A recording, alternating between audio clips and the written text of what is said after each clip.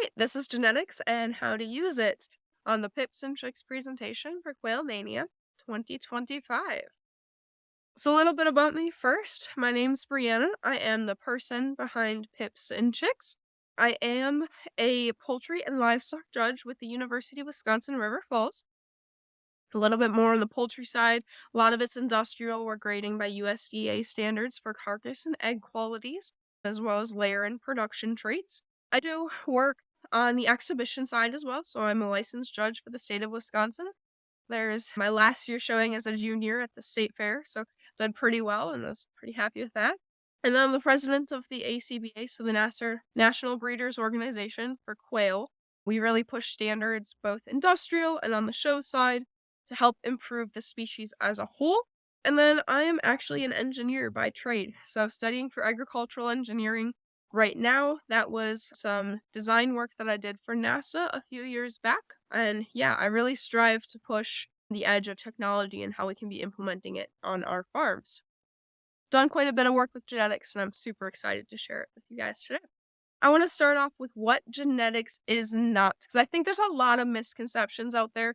A lot of people are going to have some ideas going into this, and I wanted to clear the air. So first and foremost, it's not Frankensteining. We're not creating monstrosities in an underground basement or any piecing together parts of different birds or things like that you see in science fiction. Where genetics as a whole is heavily regulated in terms of the lab side of things. I cook and city protocols, board of ethics, things like that to make sure we're not pushing the boundaries in a way that could be questionable. It's also not for lab use only. So there's a lot of that idea of stuffy lab coat scientists. They don't know what's going on in a farm anyways. And while there's a lot more that you can control in a lab, we have to understand that the labs are really building it from the farm up standpoint. And a lot of their goals and their ideas are the same as ours. They set the precedent for us. There are things we can take away from it, but it's not. Other thing that we really need to get away from is this idea that genetics is too complicated or too hard for me to understand. And I really want to bring this down to the basics, the bare bones. We're not going to get into that super high level reproductive physiology and gene editing, things like that. But we're really going to talk about applicable on our farm here right now. What are things we can be doing and why are we going to do it? And yeah, and then from there, let's get into what genetics actually is. Genetics is the study of heredity. Big fancy word out of the gate. But really what that means is just different pieces and parts and how that gets passed down from one generation to the next. And that can be anything from feathers to the weight to the size. We'll get into that a little bit later, but really it's everything too. And I know there's this idea that it's very cliquey, it's very the small elite group, but we need to understand that in the US market, genetics alone, livestock genetics, is worth about $4.7 billion in the agricultural market share. And there's a really good reason for it. We have a saying on the Man Valley Lab Farm, where I study my birds and work at, that if you're not taking 2 steps forward, you're already 5 steps behind. And so genetics as a whole is really necessary to help us keep taking those steps forward and improving. Whether that's in an industrial setting, we're trying to produce more eggs, more customers, we're trying to meet the demands and dial everything in. Exit. Or whether that's on a hobby farm or even trying to be more self-sustainable, trying to make sure that we're using less feed, we're being more efficient with our resources, we're not costing as much. All of that has genetic implications, and we can use genetics for all of it.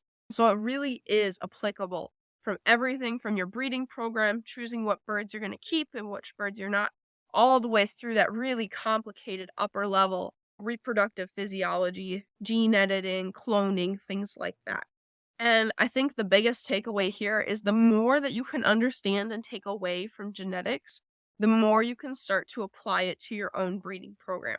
So a lot of what we're going to talk about today is really broad basics. We're not going to get into the nitty gritty, the really complicated stuff, but it's going to be applicable. It's going to be these little things here and there that you can start to be applying to your farm to make sure that you're improving and you're bettering your animals. And I think that's the overall goal. With genetics as a whole, we're just trying to improve. It's the study of how traits get passed down. We're trying to pass down the traits that we want get rid of the traits that we don't. And that goal is always to make the next generation better than the last. So as you go through and listen to the presentation and some of the things we're going to talk about, just keep in the back of your head, okay, how am I going to apply this? How can I use this and what I'm going to be doing? And so there's a couple of different levels that we're going to go through. We're going to start with the Mendel color genetics. So that's the overview of what you'll see a lot of in the color genetics groups is what they're going to focus on. Is Mendel color genetics. It's very direct, very visual. And then from there, we'll go into the non-Mendelian color genetics, or as I like to call them, Mendelian enhanced. It's a little bit more complicated. There's a couple more features we can sprinkle in there, but it's still pretty visual and easy to track, easy to follow. So those are usually what people start off with. And then we'll get into a little bit of heritability and EPDs, or expected progeny differences. And we'll talk about things that aren't really easy Punnett squares, but still heavily genetic, still trackable. And from there, we'll go into qualitative EPDs, or what I consider as one of the harder levels of genetics. So traits that are both hard to measure, hard to see, still a little bit genetic, but they're there. We need to follow, we need to track them, and it's something that we can use to better our flock. So with that, we'll get into Mendelian color genetics. Like I said before, it's the starting point for a lot of the poultry genetics because the colors are very visual, so you can see what you're working with. They're easy to track, so we can also be doing some Punnett squares. I'll explain that a little bit later. They follow very predictable patterns, right? There's a couple of categories here, and you usually can piece it together pretty well. So it definitely takes a bit to get used to and to go through, and it's not applicable to everything, because if you're not breeding for color, there's really no need to focus on color patterns. But there's a lot of traits out there that follow the same rules and regulations that Mendelian color genetics does, so it's still useful to know. So the basics of it are from the basics of all genetics. And you can see our DNA strands down here. Basically, each one of these is called a locus, or a location on the gene, and there's two spots to it. So you can see one blue and one red. Every bird is going to inherit one from both parents. So they'll get one blue set from their dad and one red set from their mom. And each of these can host a gene. So you can have up to 2 copies of a gene on each locus. And we basically, in Mendelian rules, we break them down to how they interact with each other on that gene, right? When there's one copy of them, how are they going to interact with the other copy? So there's some key points here. There's recessive, there's dominant, there's incomplete dominant, and overall there's 2 allows. So they can have up to 2 copies of any gene at any point in the DNA. And we'll start with recessive genes. So here, lavender is recessive. You can see when there's 2 copies, 2 blues on that strand of DNA, it's going to show up as this light gray color bird. If there's 2 copies of wild type, or that orange, it's going to look like that regular pattern, right? And so we can see when they pass down, and all of them have one brown copy from the mom and one blue copy from the dad. It's called heterozygous. They all look like the mom. They don't look gray at all. They're just pure brown. And they don't have any trait of lavender. They're hiding it. They're covering it up. Therefore, lavender is recessive. There's a couple of recessive traits in quail. Lavender, snowy, recessive black, which isn't in public hands, so you probably won't be seeing recessive black anytime soon, but splashes in Australia and the United States, so you might come across that. And this is just a few of them. If you want to see the full list of it, check out our website, PipsNChicks.com/genetics. We've got all of the known genes in Coturnix quail, as well as genes in chickens, hogs, mice, and button quail as well. So you can go and you can see how it kind of applies. We break it down a little bit more. We give you some examples and breeding outcomes and more pictures there, so you can use that as a reference if you're looking into color genes. From there, we'll go into dominant genes. You may say, wait a second, this is the same thing you did before. The birds didn't change. And there's a reason for that. So we talked before about how this blue bird, this lavender, was recessive. But when we look here at this pharaoh, we can see that this pharaoh covers up the lavender. That makes it dominant. So a dominant gene is one that covers up a more recessive gene. There's a little bit of a sliding scale there. There are some genes that'll cover up more genes than others. But in general, dominant genes will cover up just about everything else. There's not too many complete dominant genes. Orange skin and Oz Sandy are some of them. Again, if you want to see the full list and pictures of all of them, go to the website. Oz Sandy is a special case called sex link, so we'll get into that a little bit later. And then our third category here is our incomplete dominant genes. So these are genes that are not like they don't completely cover up one or the other, but they make it a little bit of a mixture of both. And there is a lot of incomplete dominant genes in quail. I think my last count was like 20 something in there. So most of the genes for color plumage genetics are going to be incomplete dominant. So you can see we've got our Pharaoh here, our Manchurian, which is fawn. Our Manchurian is the blue, the Pharaoh is the yellow. And when you mix them together, the ones on the bottom aren't completely brown. They still have some of that patterning from the mom, but the color of their dad. So they're mixing traits from both. And that's what we call incomplete dominant. They're not completely covered up and hidden, and they're not completely covering up the other gene. They're mixing and blending both of them together. So I've got a couple of examples to go through, and basically here the goal is just to figure out, see if you can piece together, is it dominant, is it recessive, or is it incomplete? And we'll start with this one. This is the gene called Oz, one of the Oz genes. I'm not going to tell you which one because that would spoil it. But you can see that when we're talking specifically about the bird here on the right, this mutation that causes it to be this beigey kind of color. And when you look at the gene, the birds on the bottom, you can see all of them are that same beigey color. They don't really look brown, right? They don't really have as much of the patterning. It's really completely covering up that brown Pharaoh color. So we call that going to be a dominant gene. And we're going to throw a little bit of a curveball at you. We've got two heterozygous genes. Remember we said when you cross them together, they get a combination of both? These are a combination color, right? And when we look at our offspring, we actually see 3 different colors. So it might be a little confusing at first, right? We're not getting a straight mixture of one or the other. But when we look at the bottom, we can piece it together a little bit better. We can see that the ones that have both blue and yellow. And then we can see the one here that has got all yellow, very brown, right? That Pharaoh color. And then we can see the other one is that yellow fawn color, all blue. And the ones that are a mixture are a little bit of both of the parents, right? So this is fawn, again, an incomplete dominant.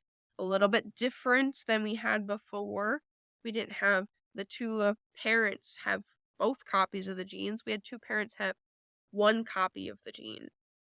A little bit easier of a way to predict this is through Punnett squares. I go into this a lot more on a YouTube video, so if you're interested, you can go check that out. But the broad overview, basically, you're going to put both parents outside the square, one on each side, and you're going to write down the genes that you know, right? And there's a couple of formalities we use when we're writing here just so you can understand what's going on. The capital letters are a dominant gene, so in this case, fawn. And the lowercase letters with a plus are the wild type.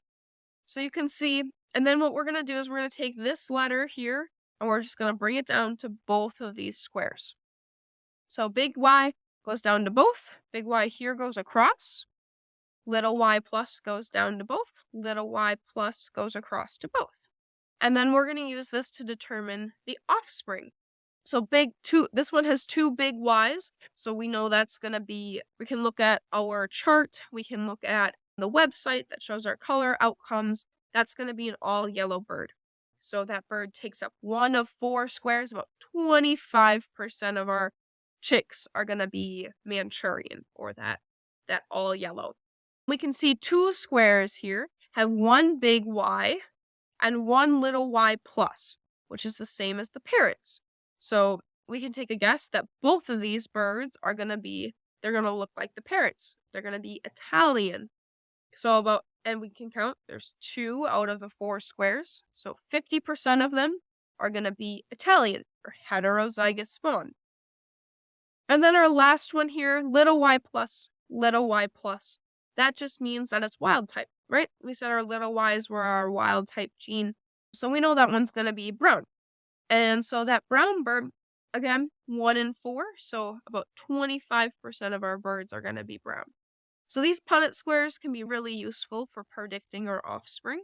We can also do it in reverse, where we fill in on the offspring and we can use that to figure out what the parents are. And overall, it's a good tool to have in your pocket. From there, we'll get into a little bit more of the non-Mendelian genetics, or like I said before, Mendelian enhanced is probably a better term for it. We talked about the really easy dominant, recessive, incomplete dominant. There are genes that don't fall into those categories as nicely. They still can be traced by genes, so they're still usually individuals or a set of genes. They just have a little bit more complicated rules that we have to follow. Most of this is still pretty specific to plumage genes. There are a couple structure genes in quail and feather types that follow non-Mendelian genetics, but a lot of this is actually more commonly seen in chickens than quail. So a lot of our quail genes, especially like the basic plumage genes, are going to be Mendelian incomplete dominant, so still pretty easy to follow. So we'll start off with our sex-linked genes. You may have heard of this for like sex-linked brown or roux. And so on the left here, I've got pictures of 2 quail chromosomes. These are the sex chromosomes, actual pictures of the quail chromosomes. And the bottom one is our male. So you can see he's got 2 Z's. That's a healthy looking normal chromosome that you're going to see in quail. That follows regular Mendelian genetics. We can use regular Punnett squares to just predict the males. The females, though, you can see they have this W, this WZ. And that W is really pretty tiny and is really only like half a chromosome part of it. It can't carry any genes, and so basically all of it is in this Z that it gets from the father. So one copy of the gene acts like it's taking up both seats on the part, because there really is no second seat. So what this means basically is that any sex-linked traits won't be passed down the same way. If we went to our Punnett squares before, it didn't matter if the mother had the gene or the father had the gene or if the offspring were male or female. With sex-linked genes, it does. So usually females will follow their father. They'll have a lot of their father's traits or the sex-linked gene. If the father carries one copy of it, it'll show up in the female. Sons can look like both their mother and their father.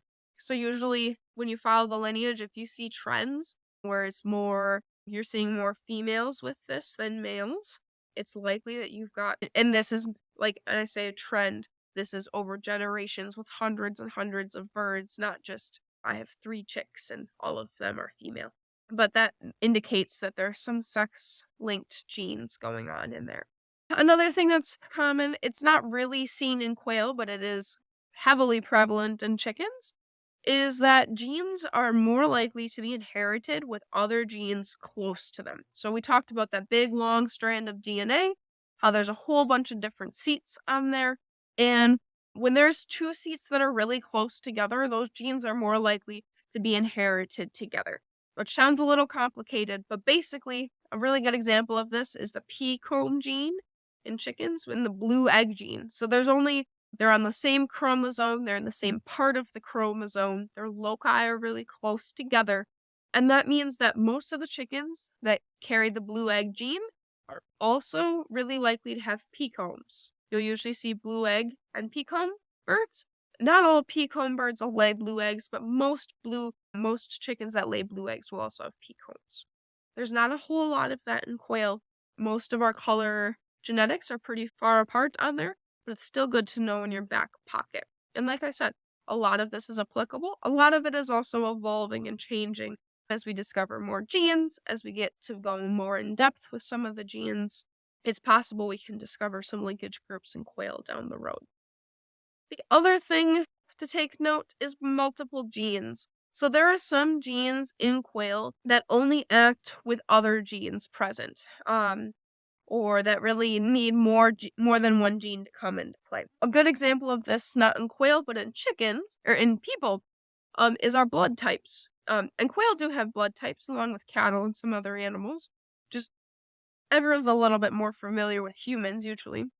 So think of like your A positive, your A negative, your AB, B positive, B negative, O negative. All of those are because there's two genes there at play, and you need to have both. So in these cases, what we do is we take 2 Punnett squares, and then we multiply the results together. And again, I'm gonna do a video on it later on YouTube if you want to go watch that and get a little bit more in depth. But when we start to get into quail, some of the ones that aren't super common, but still good to know, like downless, there's 2 genes, there's a recessive and a dominant, and you have to have 2 copies of both of those genes to see the downless effect in quail. Same with defective feathering. You'll have 1 recessive gene and 1 dominant gene, except they're on the same chromosome, so they have a little bit of a linkage group. They're more likely to be inherited together. The last one you'll see is the throat and ear tuft, which is in public hands. At least the throat tufts are. And the interesting thing with those is they each act individually, but when they both act together, you'll get some really weird anomalies. So you could have holes in the side of their face, you could have bones coming out from the side of their face, and different feather structures and ear canal things that are going on with that. So not super common. There's not a lot of genes that need multiple genes going on at once to show up, but it can happen. Still good to know about. From here, we're going to go into our quantitative quantitative EPDs and heritability. So these are traits. We talked a little bit about multiple genes, where there's 2 or 3 genes that may come into play. These are traits that are still genetic, but they take a whole bunch of different genes together. 50, 100, 1,000 different genes may be affecting it. It can't really be pinpointed down, and you're not going to do 1,000 different Punnett squares. That's just not probable. But we can still track it with really hard data. There's a little bit more that goes into play because some of these can be environmental, right? And some of these can be genetic. So some of these can be influenced right away by how the quail is raised, different factors in the quail's life, and some of it is genetic, things that are getting directly passed down.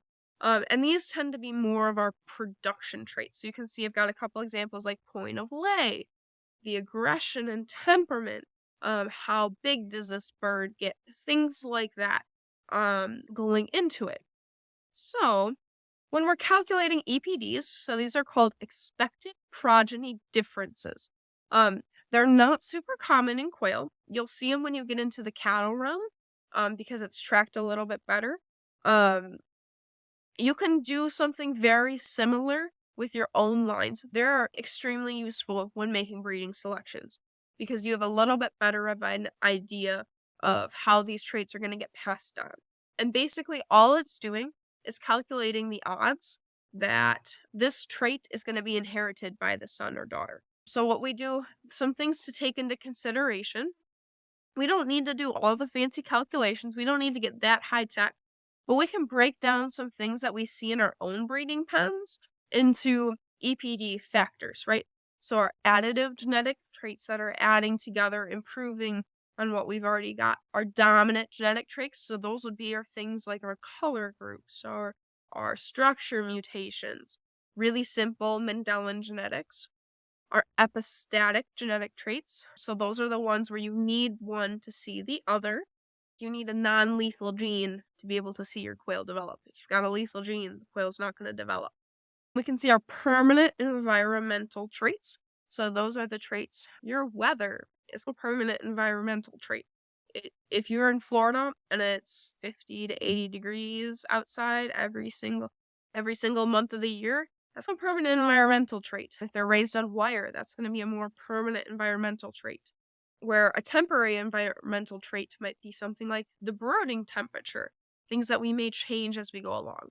You need to take into account all of them when you're looking at your breeding program and your goals. If we're going to break it down, we're going to go for an example. And here, we're going to pretend that this bird, one of our quail, broke its leg. And we're going to break it down into what's environmental and what's genetic. and how we're going to use that to improve our breeding program as a whole. Little bit of background, there's poor handling. A neighbor kid was holding the bird, maybe didn't know how to handle quail as much, and the leg broke. Right? That's a pretty big environmental trait, temporary environmental trait, and one that we can fix pretty quickly. Whether that's, okay, sorry, neighbor kids, no more holding quail, or maybe it's, okay, we're going to teach you how to hold quail properly, right? That's something we can fix and improve just like that. Environmental trait, super easy, not genetics, not something we really need to be figuring into that. But then we could be looking at, okay, flighty. Maybe this bird naturally struggles, right? You came up to the pen and it was always jumping around. It was very fearful. You'd pick it up and it would flap its wings and it would just struggle all the time. It was terrified of you. That's a big genetic trait, right? That can be passed down from generation to generation really easily. So now we're going to start to see, okay, are any of the offspring going to be this flighty? Because if that's the case, this could pop up again. Maybe the neighbor kid won't be handling it. Maybe I'm moving it from pen to pen and it's going to struggle and fight me and hurt itself, right? That's not a trait that we want. So we're going to look at our breeding program, how we're setting up, and how we're going to improve to make it less flighty. Maybe the bird has poor feed. This is a more permanent environmental trait, right? As our feed can be temporary, it can be permanent, depending on how your feeding program runs. But maybe check the calcium, check the protein. Maybe you had a really weak feed, or there was an issue in the handling center and it got moldy and hurt the bird's growth process, right? The bird had naturally weaker muscles and bones from the feed that it was getting. That can be an environmental trait, something we can change right here, right now. That'll help the next generations, but it's not genetic. And then the other thing we want to consider, maybe this bird naturally had weak bones. Maybe we saw patterns in the parent pen, the grandparent pen, the chicks coming out of it. The chicks had trouble hatching because their leg muscles weren't as strong. The parents had broken legs. This is a trend that we're seeing. That is a sign that it's genetics, and it's something we need to take care of. It's not as simple as quick change and it's easy fix, but it's still okay, this is genetic. This is something we need to fix and address, or we're going to keep seeing it pop up 3, 4, 5 generations down the road. Even something as small as a broken leg in a single bird can implicate a whole bunch of different things in your program. So another example, a poor hatch rate. So we can look at some of the things that we're having. A wrong temperature. Maybe we look back at a thermometer data and we see it was running a little bit hot the first 5 days of incubation. Half a degree too hot? It might make a little bit of difference. It may not. Let's look at our muscle development. Maybe we said before we had some weak legs, we had some muscle strains and tears and parents had. And so overall, there's just not a strong muscle development in this quail. That could be affecting, that's a genetic trait, right? That's something that can be passed down. And that's something we want to be tracking and following and fixing to improve our hatch rates. Maybe our parents, we're looking at our parents and we're also seeing some issues there. They can be having signs of a vitamin deficiency. If our yolks aren't as strong for our chicks, even though it's not strictly genetic, it's not something you're going to see long term. I'm not going to see it 5 generations down the road if I change the feed and everything's fixed. But it still can affect what you're feeding to the parent, can affect the offspring directly that first generation down. And the last thing we want to look at is trends. Maybe this line has consistently lower hatch rates. This one pen never hatches as well as the other pens, even though they're hatching at the same time. All of my other pens are hatching really well. That's genetic. That means you've got something going on, and you need to trace it back and see if you can pinpoint that source. Maybe it's the rooster in there. Maybe a rooster isn't fertile or has lessened fertility. Maybe they've got some mutation in there that means they can't adapt as much vitamins or minerals or nutrients. And so then we need to go and we need to be adjusting our breeding program going forward, knowing, okay, this is a problem. We want to fix it, right? And so what genetics does is it takes into account that parent, the generations before and the generations afterwards. We're putting that all together to make sure this problem can be fixed. So some useful quantitative EPDs are going to be like your bird size. So how big is this bird when it finishes out? your point of lay age. How old are these birds when they start to lay? These are solid numbers that you can be tracking, and you can be looking at, okay, this is what I want to breed for. Maybe I want my birds to finish out bigger. I want jumbo birds instead of standards. We can be looking at fertility, so how easily the quail eggs are going to develop and hatch. What are the likelihood that my eggs are fertilized? Length of production. I want my females to lay eggs forever. I want them to be laying 2 or 3 years down the road. Or maybe that doesn't matter to you. Maybe you'd rather just them lay sooner and finish out bigger than lay longer. Rate of gain. So that's a really big one. You could have this massive monster Coturnix quail, but if it takes you 4 months to get to that age, how worth it is it really when you could have more birds growing up faster? And the other one that's really important that I think a lot of quail people don't track, but I think especially on like your homesteading farms, really useful quantitative EPD to track is feed conversion. How much feed are you taking for your quail to get out to maturity?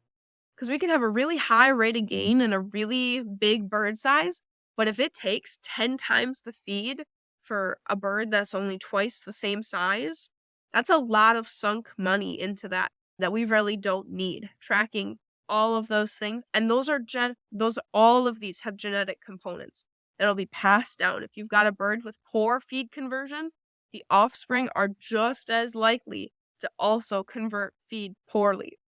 So the more you're tracking it, the more you can get ahead and make sure that your next generation are going to be even better down the road. And our last category is our qualitative EPDs. So we talked about our quantitative EPDs, so the ones that we can track with really hard numbers. Our qualitative ones are about the same, but they aren't really something you can put a number to as much. I find it as one of the hardest ones when you're putting your breeding program and your record system together, because there are so many different genes you can't really Punnett square it out. You can be influenced by outside factors, so some of it's heritable and some of it's environmental, but there is still that big genetic portion, but they're also hard to track. So these are things that we can't really give a number to it out of the gate. We can't just plop it down on a scale, read that number, and call it good. So these are things like temperament, your stayability, or how likely you are to keep this quail in your flock. Broodiness, is this quail like to be motherly? Some plumage aspects. We've got a lot of colors where you can follow it pretty easily, but then things like, I want to make sure every feather is this specific shade. Look at the bird on the bottom. I want every single feather to have this black dot. That's a qualitative trait versus I'm not going to count every single feather, right? But at the same time, it's still something that you can breed for that you can't follow with a simple Punnett square. So what we do in these cases, when we've got qualitative EPDs, we assign a scale to it. We don't have some really nice weighing system. We write a number system out. Something that makes sense, is very easy to track and follow, and then we can track it that way. I'm going to use the really good cattle example and apply it to something. This is one that's put out by the Beef Improvement program, and it can be applicable to quail really easily. If this is just like temperament, you can use the same for broodiness or the same concept. Instead of just saying, gee, that bird is really flighty, look at how docile that bird is. You can give it a score, and you can say, okay, this is exactly how docile this is. Or a score of 1, mild, gentle, easy-handled, stands and moves pretty much undisturbed. Dull is a really good word here. You may not want a score of 1. You may want your animals to be a little bit more lively than that, and that's fine. Then we've got a score of 2, quieter than average. So if you had a whole flock together, you may have some birds that are a little quieter than average, but slightly restless, maybe some stubbornness, may still not come up to you, back away from you a little bit, but overall pretty easy to handle. Not putting up too much of a fuss if you're picking it out of a pen, things like that. 3 here. Typical temperament is manageable but nervous, so you might see some impatient. It might struggle against you a little bit. It gets out of your hands really quickly. You can see for all of these here, they're giving you some solid things to look for that you can put it into a category really easily. And so it still can be a little bit vary from breeder to breeder, right? And we don't have one of these for quail. So this is your way to make this up. You can make up your own scale of how you want to be breeding for these traits. But the important thing is to be able to put a number and be able to track it and see hard results, right?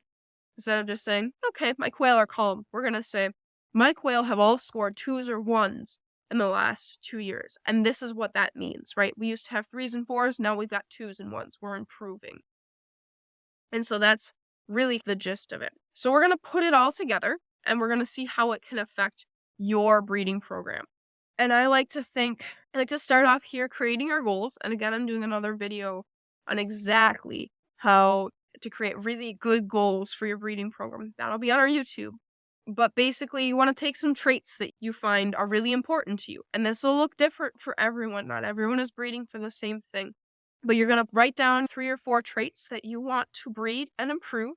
And you're going to figure out, okay, are they qualitative EPDs? Are they Mendelian, like plumage genetics, or Mendelian enhanced, if you're going for specific plumage genetics? Is it quantitative? Like egg production is quantitative. We're going to put numbers, we're going to track it. Or is it something where it's qualitative, where we're going to create a scale and then put numbers to track it? So we're going to create our goals. We're going to give everything a hard, solid number that we want to get to, right? And that number can change later on. But we need to give it a number and we need to give it a timeline. Those are 2 really important things. And I think the number is more important than anything else because we need to be saying, okay, how are we tracking it? That's part of genetics. Genetics is tracking this. And without the numbers or records there to track it, you really don't have anything, right? All you have is someone saying, this is a calm bird. What's calm mean to you? I don't know.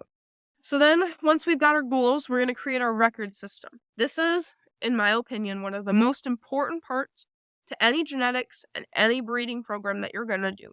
And there's, in my opinion, 4 different really important things that we're going to follow. ID. How are we going to be tracking individual birds? Is it by bird? Is it by pen? Is it by generation? But you need to be able to tell these apart, right? And I'll cover a little bit of the different ID methods in a second. Some measurements.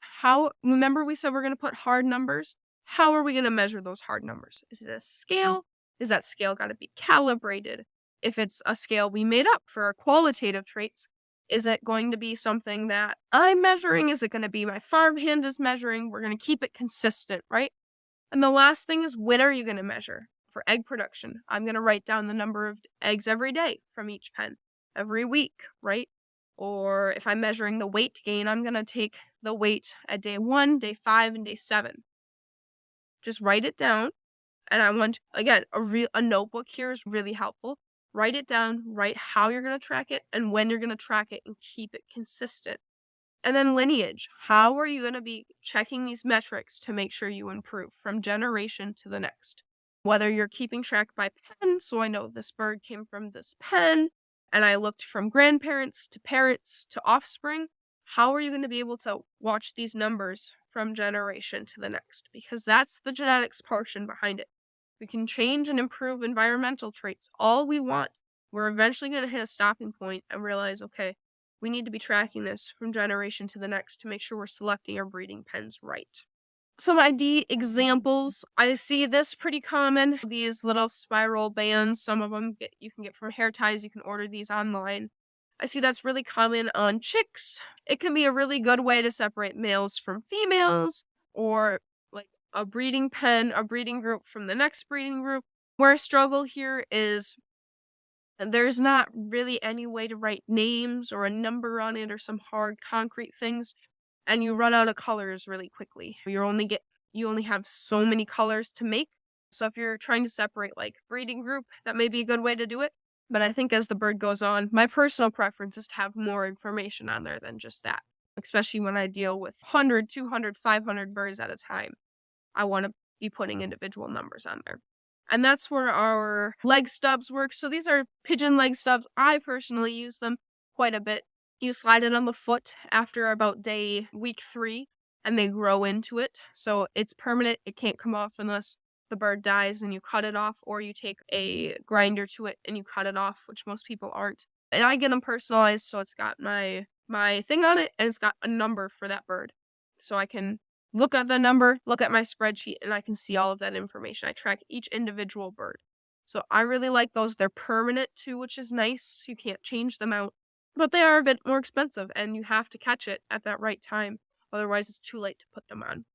The other thing I really highly recommend is wing banding. You don't see it as commonly, but I love them. Basically, you can put them on as soon as they're chicks, and they will grow into them as adults.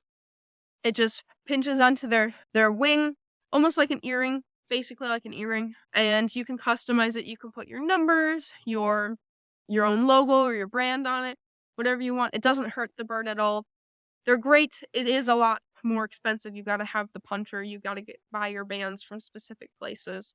I really like them, but it's not for everyone. And the last thing that people have is toe punches. So that's common, especially in chickens, I find that's pretty common, where you'll put 1 to 2 punches on each toe. So it's permanent, it's simple, you can do it as soon as they're chicks. But again, you're limited. You can't put individual numbers on them unless you've only got 16 birds at a time. It's up to you, but the biggest thing here is to be able to track the birds or groups of birds back to your record system. And then these are some of the record system. I'm a spreadsheet girl. I love my spreadsheets. Google Sheets is one of my favorite things in the whole world, as people joke, because I can sort and I can separate based on the data that I want to see. But you can keep track of things in a notebook, even if you just put a piece of paper out in your coop and you're writing things down. There are softwares, there's apps you can get, a whole bunch of different ways you can do it. You can see when I do my IDs, I put a number for each bird. I put the hatch number so I can trace it back to how they're hatched. And then I do letters telling me what pen or what source these eggs are from. Whiskey Tango Farms or Thieving Otters or my own pens in here. And then I put the date of hatch so I can see very quickly how old each bird is. I give a lot of my breeding birds names. They don't get a name until they get old enough, or I decide I'm going to keep them as a permanent breeder. But I like giving them names. Not everyone does. I write the sex, and then I have them color-coded by pens. Weight here wasn't something that I tracked because it wasn't my focus and my priority. But you can see that the color dilutions work. So those are different things that I tracked, and then I tracked my current value on each one of those birds. So I had some numbers and some other metrics that I was keeping on them as well. And then I put notes on there.